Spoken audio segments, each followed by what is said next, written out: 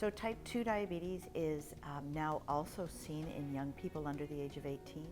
It used to be just seen in adults, and in fact was called adult onset diabetes, but we now see it in children. This increase in type 2 diabetes in children is being seen around the world, but in Manitoba we are seeing higher rates than anywhere else in the country. We don't really understand all the reasons for this, but around the world type 2 diabetes of youth onset disproportionately affects children of Indigenous origin, and about 83–84% of all of the youth we see with type 2 diabetes are First Nation youth. So we think that's what's really pushing the rates in Manitoba.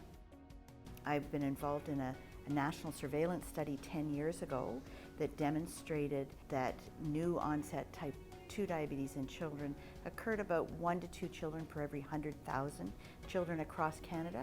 At that time, it was about 13 per 100,000 youth in Manitoba developed type 2 diabetes.